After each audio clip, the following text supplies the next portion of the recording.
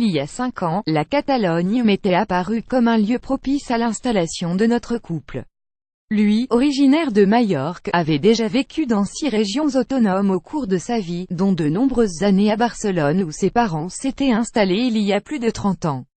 Né à Madrid, j'étais quant à moi peu attaché aux identités régionales ou nationales du fait de mon travail dans des milieux internationaux et des années que j'avais passées à l'étranger.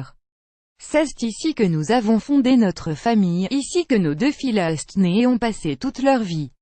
J'avais le souvenir encore présent de mon premier voyage à Barcelone avec des copines.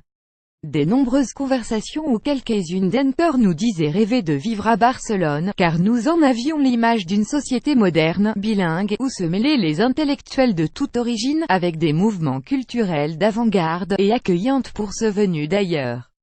Il y a quelques années, au mariage d'une de mes meilleures amies, également madrilène, j'avais lu un texte du chanteur catalan LLUI accent aigu SLUIAC, qui était pour nous une référence. Notre première surprise a eu lieu au moment de trouver une école pour mes filles. Dans la plupart, on apprenait d'abord l'anglais, puis l'espagnol. Mon mari et moi avions commencé notre étape catalane dans l'enthousiasme. Je m'étais inscrite à un cours de catalan, puis nous étions partis à la découverte des moindres recoins, traditions et coutumes du lieu où nous avions choisi de vivre. Nous voulions nous intégrer, et non pas vivre ghettoisés entre hispanophones. Pour nous, les drapeaux indépendantistes qui peu à peu fleurissaient au balcon avaient quelque chose d'exotique. Nous considérions le nationalisme catalan comme une gageure indépendantiste, car ses partisans disaient clairement que c'était le moyen d'obtenir des avancées économiques, sans que l'objectif soit véritablement d'aller jusqu'à l'indépendance. Mais ensuite est arrivée les premières surprises, puis la stupéfaction et, enfin, une grande déception.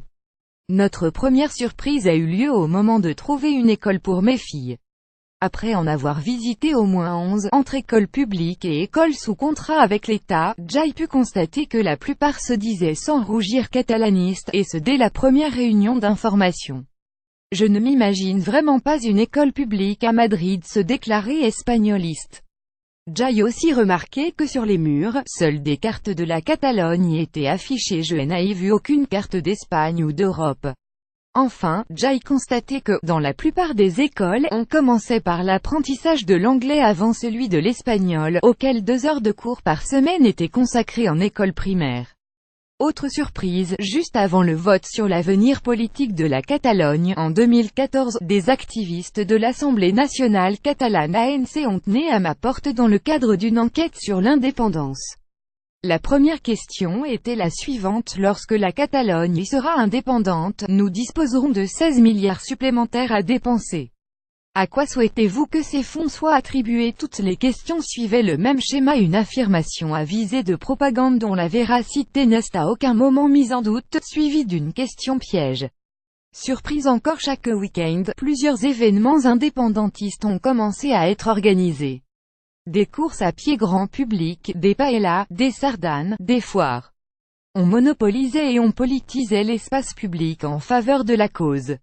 On distribuait des ballons et des tracts, dans une campagne électorale permanente. J'ai dû refuser que des membres de l'ANC approchent mes filles pour leur donner des ballons. Et tout cela était considéré comme moderne et révolutionnaire. Puis, lorsque ma fille de 4 ans m'a demandé pourquoi les autres enfants étaient catalans et pas elle, ce fut la stupéfaction. Puis, lorsque ma fille de 4 ans m'a demandé pourquoi les autres enfants étaient catalans et pas elle, ce fut la stupéfaction. D'où une petite fille pouvait-elle sortir une telle idée, elle qui suppose que chaque ville est un pays, qui ne fait pas la différence entre le concept de quartier, de région ou de pays, et dont l'identité n'est pas fermement établie? Selon quels critères peut-on affirmer que ma fille, qui a vécu uniquement en Catalogne depuis sa naissance, et où n'est pas catalane? Je préfère croire que ce n'est pas un professeur qui lui a mis cette idée en tête, mais plutôt un enfant innocent qui aurait dit cela en voyant qu'elle préférait parler espagnol. Il n'empêche que ce symptôme est révélateur de l'obsession identitaire, présente dans tous les pans de la société. Le 29 octobre, la stupeur s'est abattue lorsque nous avons reçu, par le groupe WhatsApp de l'école de mes filles, une invitation à un week-end de ce type sous couvert de fête familiale et conviviale dans l'enceinte de l'école. Jai était sidéré lorsque Jai protestait, non en raison de l'objet de la fête, mais en raison de la manipulation, qui faisait passer cela pour un événement familial et amical. En guise de réponse, Jai n'a reçu que des reproches, car l'information était soi-disant objective, et destinée aux personnes potentiellement intéressées. L'incrédulité s'est installée lorsque des personnes de mon milieu, par ailleurs absolument privilégiées, s'est déclarée opprimée. L'incrédulité s'est installée lorsque des personnes de mon milieu, par ailleurs absolument privilégiées au vu de la réalité espagnole. Je vis dans la deuxième ville où le revenu par habitant est le plus élevé d'Espagne, qui ont un travail et des revenus décents et qui ont voyagé et bénéficié de bonnes opportunités, ont commencé à se dire opprimés par l'État.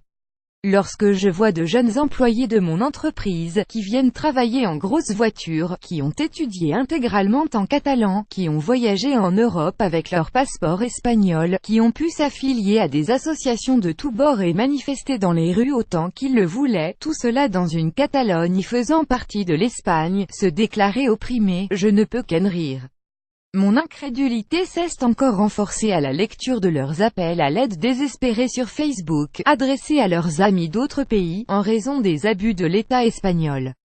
Tous ont voté le 1er octobre, aucun d'entre eux n'a été molesté, au contraire, ils ont été applaudis et n'ont pas manqué de prendre tous les selfies possibles, à partager sur les réseaux sociaux. Stupéfaction encore lorsque la mère d'une élève qui me contait les bienfaits, la liberté et la joie d'avoir grandi dans une Catalogne faisant partie de l'Espagne n'hésitait pas à dire que, dans ce même contexte, elle lutterait pour l'indépendance et la liberté du pays.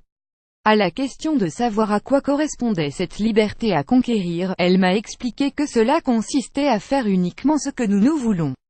Pour moi, la liberté d'un pays se mesure à l'aune de la somme des libertés des individus qui la composent, et je ne sais pas à qui correspond ce nous, dans la mesure où, s'il existe une réalité qui se subroge à celle des individus, elle aurait justement pour conséquence de faire perdre leur liberté à nombre d'entre eux. Cette Catalogne m'a perdu elle aussi, mais je ne m'en irai pas, je resterai finalement. L'indignation l'a emporté lorsque Jai vu la résurrection de Franco. Sur papier glacé et sur des affiches de propagande, dans les discours politiques et citoyens. L'indignation, lorsqu'un collègue de travail m'a accusé pour la première fois d'être complice du franquisme. Ce qu'il ne faut pas entendre. À ma naissance, Franco était déjà. Comme beaucoup, je suis fille de parents qui ont lutté pour sortir de la dictature et nous offrir la liberté qu'ils n'avaient pas eue. Je ne comprends pas comment on peut rester franquiste après la de Franco, et jamais Franco n'a fait partie de nos discussions ou alternatives politiques, ni moi ni mes connaissances du Partido Popular, jusqu'à mon arrivée en Catalogne, où soudain on m'a collé cette étiquette, pourtant diamétralement opposée à mes convictions. On entend dire que l'Espagne a abandonné la Catalogne et de nombreux indépendantistes disent qu'on les a perdus. Moi aussi, je sens déçu et abandonné par cette Catalogne des mensonges et des rêves irrationnels et impossibles, celle qui me pousse aujourd'hui à remettre en question le fait qu'il fasse bon y vivre, comme je le croyais il y a 5 ans. Cette Catalogne m'a perdu elle aussi, mais je ne m'en irai pas, je resterai, aux côtés de ceux qui ne veulent pas voir leur terre convertie en un pays au bord de la faillite morale et économique. Je resterai, tout en sachant qu'il nous faudra lutter pour défendre nos droits et contrecarrer un discours trompeur et bien huilé. Pour que mes filles puissent grandir ici, dans un pays libre. Cet article, publié à l'origine sur le HuffPost espagnol, a été traduit par Anne-Laure Martin pour Fast Forward. Lire aussi blog Comment éviter que la décentralisation française ne finisse en crise catalane. Toujours à Bruxelles, Puigdemont n'a pas l'intention de rentrer en Espagne pour y être inculpé. La justice espagnole suspend la déclaration d'indépendance de la Catalogne. Pour suivre les dernières actualités en direct sur le HuffPost, cliquez ici. Tous les matins, recevez gratuitement la newsletter du HuffPost. Retrouvez-nous sur notre page Facebook. À voir également sur le HuffPost. Plus Barcelone, Catalogne, Espagne, indépendance de la Catalogne internationale. Envoyez une correction.